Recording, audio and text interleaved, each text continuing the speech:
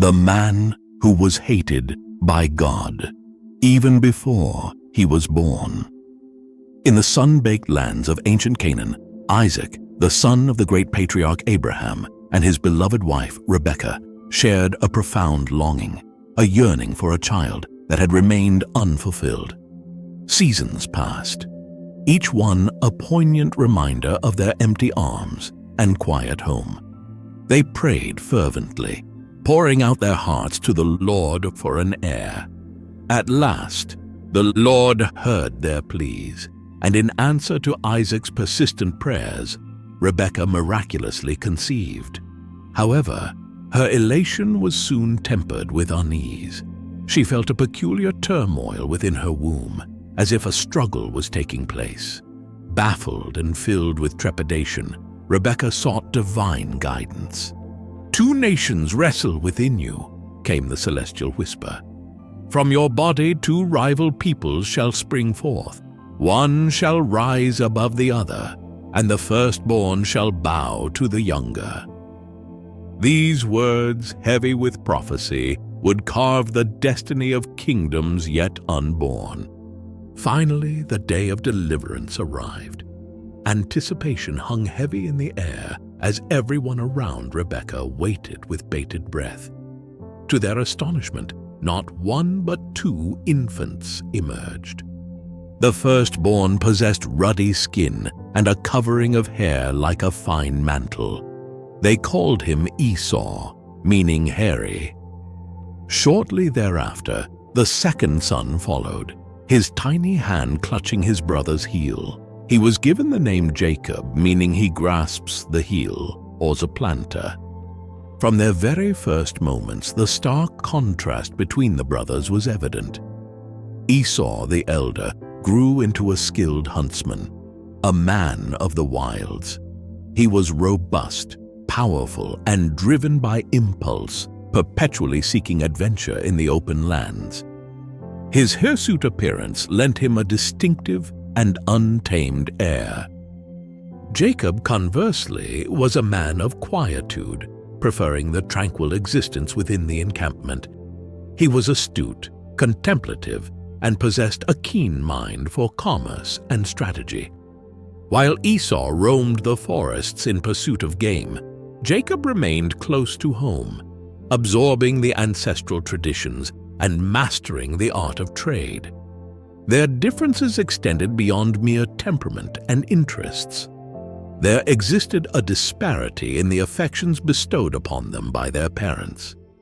Isaac, perhaps drawn to Esau's strength and boldness, displayed a fondness for his elder son. The aroma of the wilds clinging to Esau after his hunts and the savor of the meat he procured delighted the aging patriarch.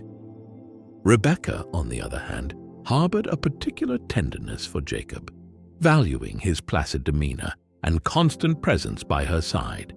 In later years, the prophet Malachi would utter enigmatic words about these brothers. "Jacob I loved, but Esau I hated." These pronouncements, initially shocking, did not signify personal animosity, but alluded to a divine selection concerning God's grand design for humankind. It was a declaration that transcended individual personalities, pointing towards the roles each would assume in their people's history. As the firstborn, Esau held significant rights and responsibilities in their culture. The eldest inherited not just the majority of their father's possessions, but also the patriarchal blessing, a spiritual bequest transmitted through generations. This blessing carried divine assurances, including the covenant made to Abraham that through his lineage all nations would be blessed. However, destiny had unforeseen twists in store for these siblings. The prophecy revealed to Rebekah before their birth that the elder would serve the younger would unfold in unanticipated ways. Esau's actions, his proclivity for impulsivity, and his seeming disregard for his birthright spiritual weight would profoundly shape the course of events. As time elapsed, the distinctions between Esau and Jacob became increasingly pronounced. Esau distinguished himself as a fearless hunter, capable of confronting the perils of the wilderness with valor and expertise. His imposing, hairy physique was instantly recognizable, and many admired his might and agility. He was a man of action, existing in the present with little regard for future ramifications or profound spiritual matters. Jacob, in stark contrast, matured in wisdom and guile. He observed his surroundings with a keen eye, discerning the subtleties of human interactions and the intricacies of trade. His mind was perpetually engaged in thought, strategizing, and anticipating future maneuvers. Though lacking his brother's physical prowess, Jacob possessed an inner fortitude and determination that would empower him to flourish amidst adversity. The family dynamics were intricate. Isaac, now advanced in years and with diminished sight, found solace in Esau's robust presence and the spoils of his hunts. For the patriarch, Esau represented the continuation of a strong lineage equipped to face the challenges of a frequently hostile world. Rebekah, however, recognized in Jacob the qualities required to guide God's chosen people. She discerned in him a spiritual sensitivity and intelligence that, in her estimation, rendered him more fitting to carry the mantle of Abraham's legacy. This subtle parental preference did not go unnoticed by the brothers. Esau, secure in his status as firstborn and his father's affection, lived without much thought for the future repercussions of his actions. Jacob, conversely, grew with an acute awareness of his secondary position and a fervent desire to alter his destiny. The chronicle of these brothers compels us to contemplate the complexities of familial bonds, the burden of expectations, and how our decisions can reverberate through time. Esau and Jacob, dissimilar from birth, were destined for a conflict that would transcend their personal spheres, impacting entire nations. As Esau hunted in Canaan's wilds, oblivious to the forces shaping his fate, Jacob watched and planned. The stage was set for one of the most dramatic and consequential episodes in biblical history, a moment that would forever change the course of their lives and the future of their people. The sun beat down upon the land of Canaan, its relentless rays causing the air to shimmer over the parched landscape. In this harsh and unforgiving terrain, another chapter in the compelling saga of Esau and Jacob was about to unfold. The day had dawned like countless others, but fate had ordained it to become a pivotal moment in the history of two nations yet to be born. Esau, the seasoned huntsman, had set out at daybreak with his bow slung across his shoulder and a quiver laden with arrows. He ventured into the untamed lands, seeking to provide for his family. Hours stretched into an eternity. The sun climbed to its zenith, and the heat became almost unbearable. The hunt, usually fruitful, proved exceptionally challenging on this day. The animals seemed to have vanished, seeking respite from the scorching heat in burrows and inaccessible shadows. Meanwhile, within the familiar confines of the family tents, Jacob went about his daily routines. However, his eyes were alert, occasionally glancing towards the horizon as if anticipating his brother's return. A palpable tension filled the air, a premonition of an impending significant event. Time wore on, and the sun commenced its descent in the western sky. It was then that a staggering figure materialized on the horizon. It was Esau, depleted and famished, returning empty-handed from his unsuccessful hunt. His body, typically brimming with vitality, now appeared fragile and spent. Hunger and thirst had taken their toll, and the once proud hunter could barely maintain his footing. The aroma of cooking wafted through the air, causing Esau's stomach to clench painfully. His vision, blurred by exhaustion, focused on the source of the tantalizing scent, a large pot simmering over the fire, filled with a stew of lentils that Jacob had prepared. "Brother," Esau rasped, his voice hoarse from thirst, "I beg you, share some of that reddish stew. I am famished, on the verge of collapse." His words came out in labored gasps, betraying the desperation of a man at the very limits of his endurance.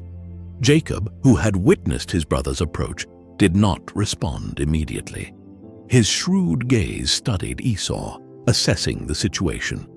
For a moment, the only sounds were the bubbling of the stew and Esau's strained breathing. Then Jacob spoke, his words carefully measured. "Of course, brother, but first relinquish your birthright to me." The request, seemingly preposterous, hung in the air between them. The birthright was a sacred thing, an honor and responsibility inherited by the eldest son. It encompassed not only a double portion of the inheritance, but also leadership of the family and, most significantly, the spiritual blessing that carried the divine promises made to Abraham. Esau, in his state of utter depletion and hunger, did not seem to fully comprehend the gravity of the request. His response came swiftly and without forethought. "Look, I am about to succumb to hunger. What use is this birthright to me now?"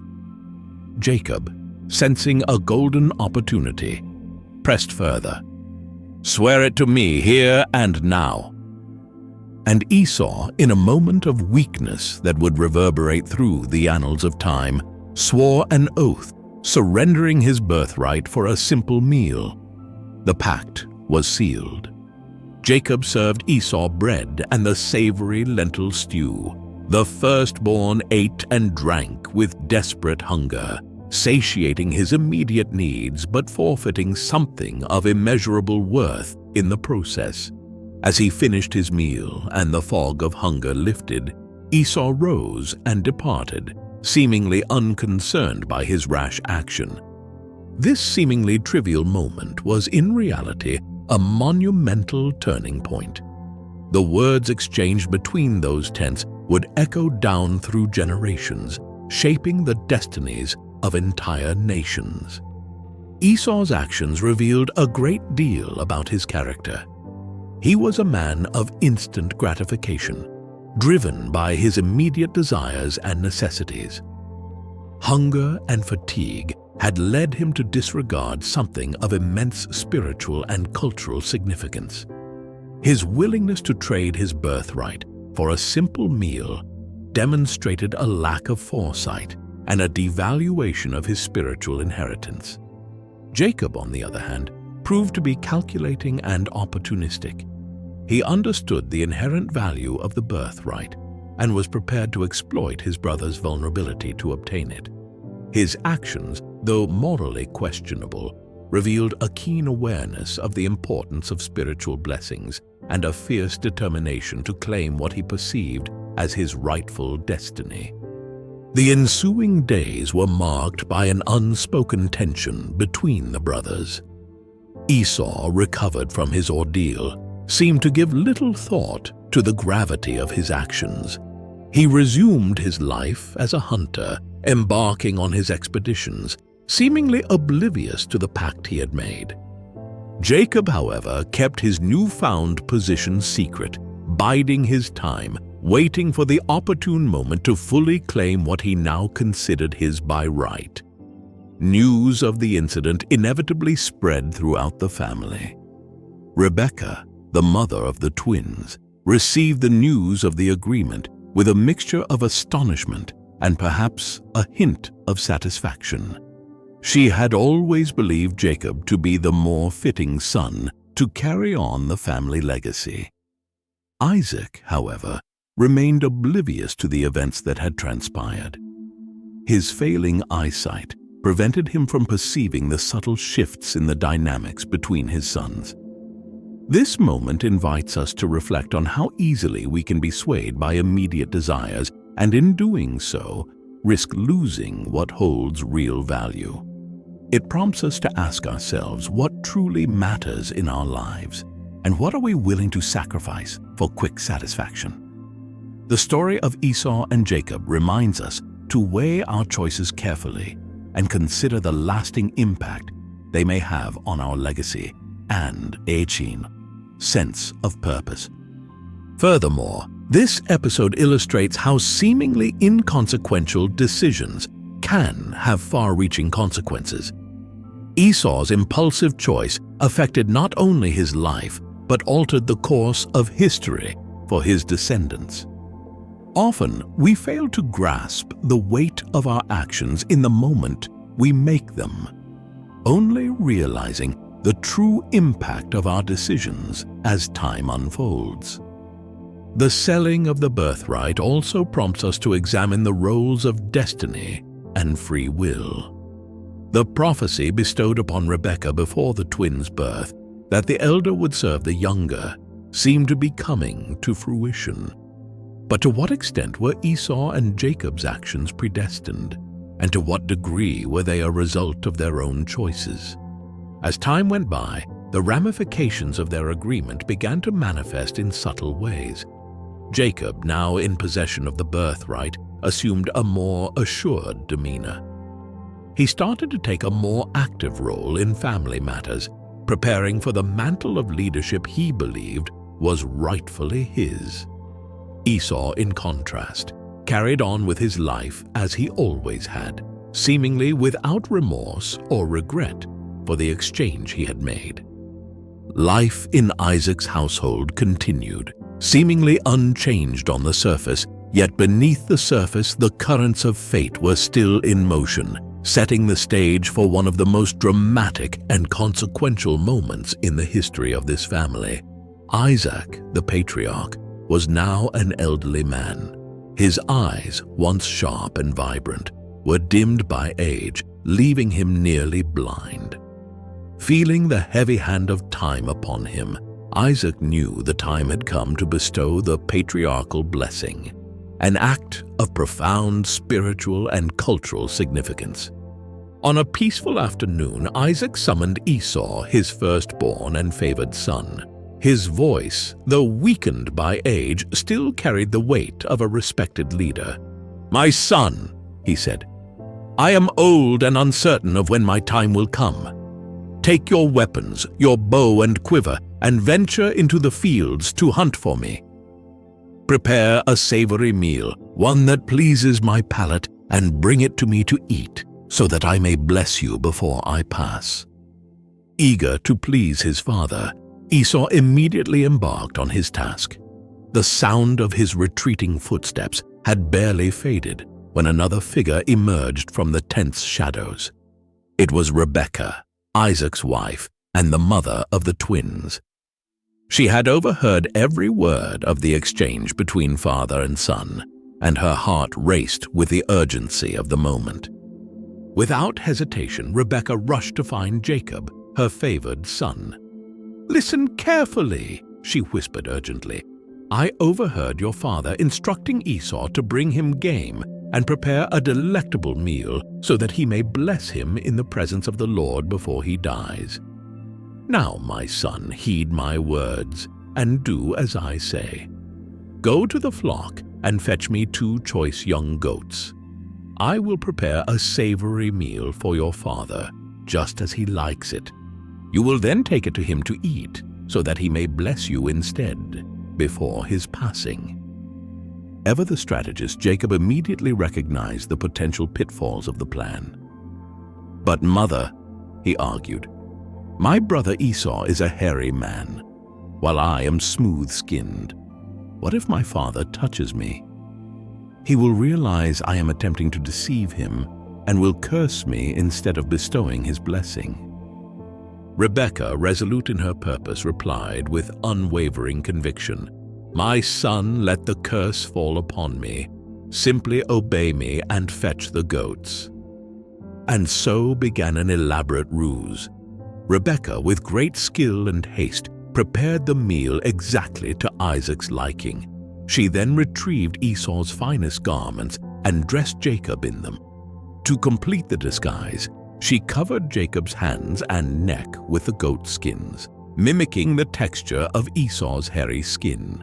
With a heart pounding in his chest and hands trembling, Jacob entered his father's tent, carrying the meal prepared by his mother. "Father!"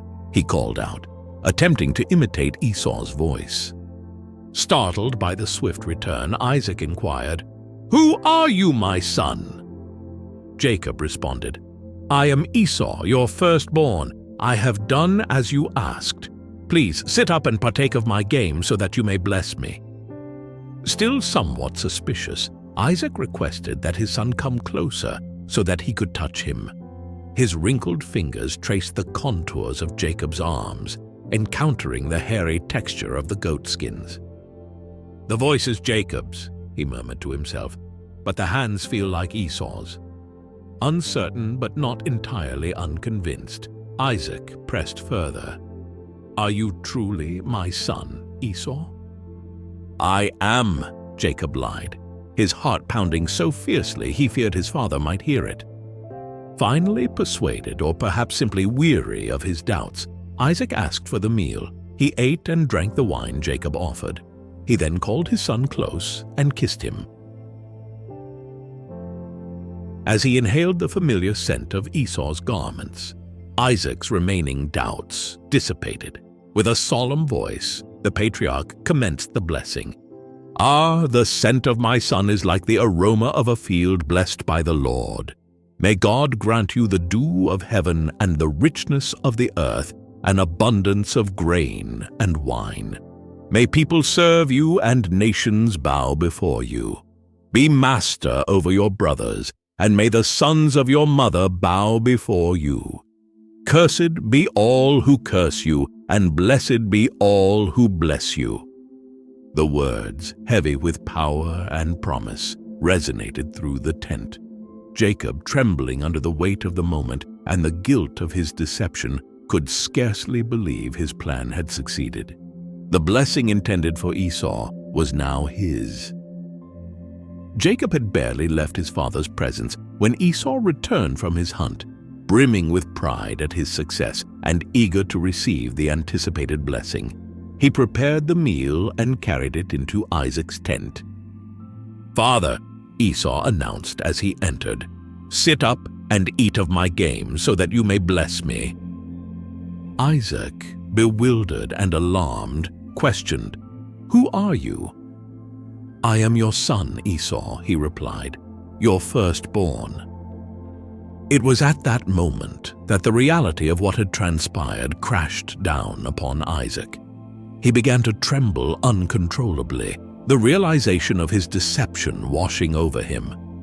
"Who then," he stammered, "hunted the game and brought it to me? I ate it all before your arrival and bestowed my blessing upon him. Indeed, he will be blessed."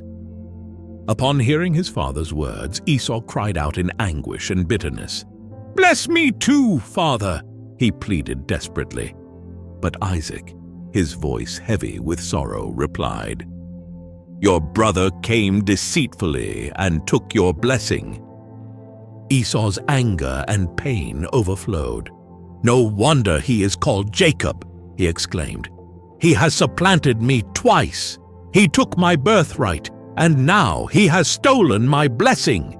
Then, turning to his father with a heart full of despair, Esau implored, "Have you not reserved a blessing for me?" Isaac's response must have cut Esau to the core.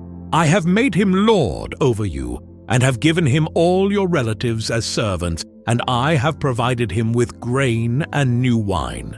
What more can I possibly do for you, my son?" Yet Esau refused to be deterred. He continued to plead, "Is there not one blessing left, father? Bless me also." And he wept bitterly. Moved by his son's anguish, Isaac finally offered a blessing to Esau. But it was a bittersweet blessing, bordering on a curse. "Your dwelling will be far from the fertile earth, far from the dew of heaven above. You will live by the sword and serve your brother. but when you grow restless, you will break his yoke from your neck." Isaac's words echoed through the tent, sealing the fates of his two sons and the nations that would descend from them. Jacob's deception had achieved its goal. He was now the bearer of the patriarchal blessing. However, the price of his actions would prove to be steep, far greater than he could possibly fathom at that moment. Esau's heart seethed with hatred for his brother. "My father will soon die," he thought to himself, "and then I will kill my brother Jacob." When Rebekah learned of Esau's vengeful intentions, she acted swiftly once again to safeguard her favored son. She summoned Jacob and urged him to seek refuge with her brother Laban in Haran. "Stay with him for a time," she pleaded, "until your brother's rage subsides." And so Jacob departed, leaving behind his family, his homeland, and the chaos he had wrought. He had obtained the coveted blessing, but at what cost? His journey would lead him to distant lands, where he would face challenges and trials that would test his faith and character. Meanwhile, Esau remained consumed by bitterness and resentment, determined to reclaim what he believed was rightfully his. The rift between the brothers, once a hairline fracture, had become an unbridgeable chasm. This tale of deception and its ramifications compels us to examine our own actions and choices. How often do we allow our immediate desires to cloud our judgment, blinding us to the long-term consequences? How easily do we compromise our integrity in pursuit of our goals? The paths of Esau and Jacob, once so closely intertwined, now diverged dramatically. As Jacob fled to a distant land, Esau remained in Canaan, his life taking unforeseen turns that would shape not only his own future, but also the destiny of an entire nation. Esau, the outdoorsman, the skilled hunter, now found himself at a crossroads. The loss of his father's blessing and the severed bond with his twin brother had left a gaping hole in his life, a void he would strive to fill in the years to come.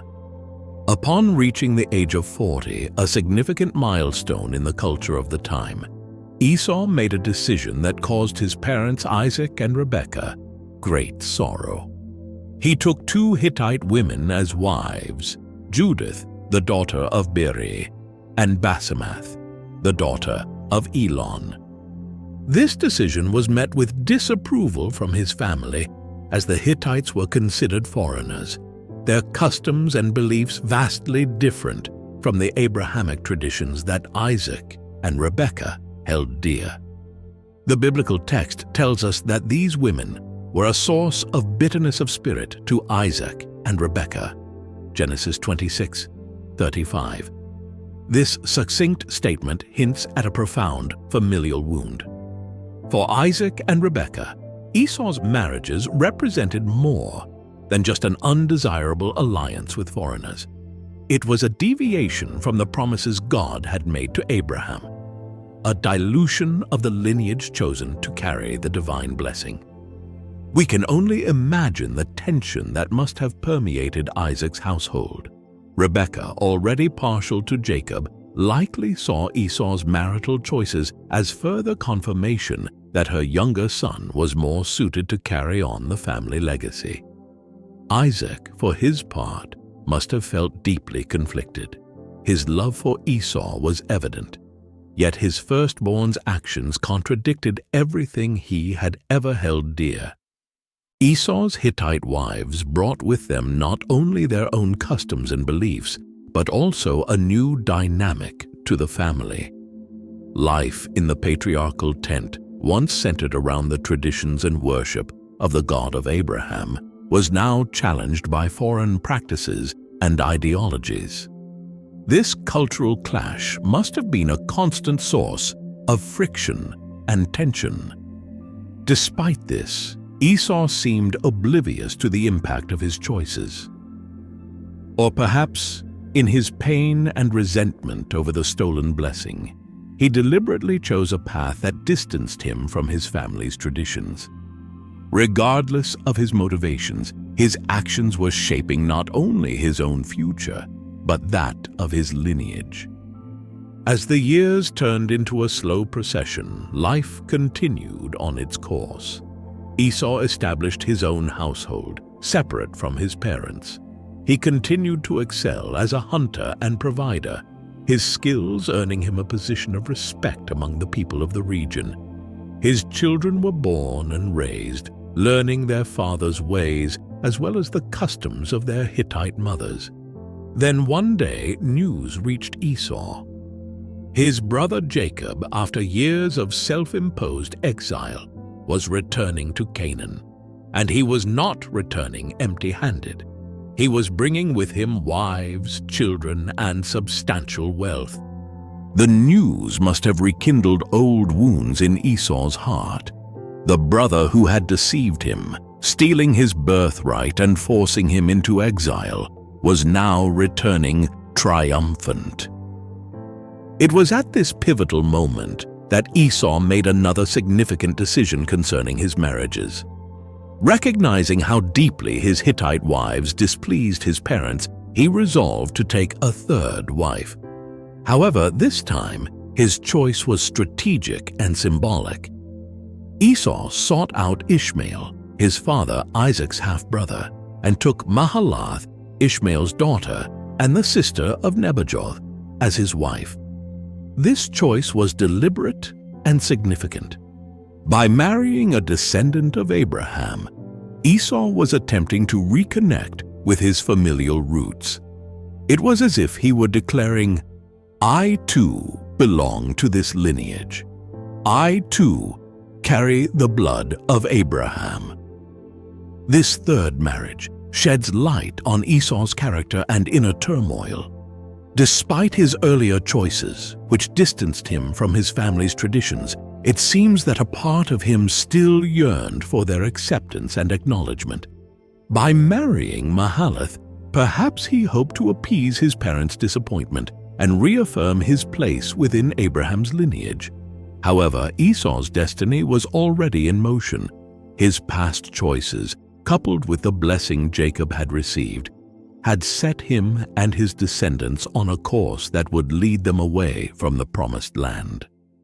Over time, Esau and his family relocated to the mountainous region of Seir, south of Canaan. This relocation was not merely geographical, but symbolic. By settling in Seir, Esau effectively separated himself from the promised lineage, establishing his own distinct nation. Esau prospered in Seir. His descendants multiplied and became powerful people. They became known as the Edomites, a nation that would play a significant role in Israel's history in the centuries to come. Years passed, and the brothers remained separated, each carving out a life on their respective paths. Esau had established himself in the rugged region of Seir, building a life with his family, while Jacob endured 2 decades in exile, laboring for his uncle Laban. Now the time for their reunion was fast approaching, and the air crackled with tension and uncertainty. Returning to Canaan with his wives, children, and accumulated wealth, Jacob sent messengers ahead to inform Esau of his arrival. When the messengers returned with news that Esau was approaching with 400 men, Jacob's heart pounded in his chest. He was gripped by fear, remembering the vow of vengeance his brother had made so many years earlier. On the eve of their encounter, after dividing his camp and sending gifts ahead to appease his brother, Jacob had his famous encounter with the angel, wrestling until dawn. From this struggle, he emerged with a new name, Israel, and a transformed spirit. Finally, the day of their reunion dawned. Jacob watched as Esau approached with his men, and fearing the worst, bowed low to the ground 7 times before his brother. To his astonishment and immense relief, Esau ran to meet him, embracing him and kissing him. Tears streamed down both their faces. This poignant moment of reconciliation is one of the most powerful and moving scenes in the biblical narrative. Esau, who had once sworn to end his brother's life, now received him with open arms. The passage of time and the distance that had separated them seemed to have softened his heart, allowing brotherly love to conquer past grievances. Despite this heartfelt reconciliation, the brothers did not reunite permanently. Esau returned to his life in Seir, while Jacob settled in Canaan. This geographical distance symbolized the different trajectories their lives and those of their descendants would follow. Esau's legacy extended far beyond his own lifespan. His descendants, the Edomites, grew into a powerful nation. The land of Edom, rich in natural resources and strategically located on important trade routes, prospered for centuries.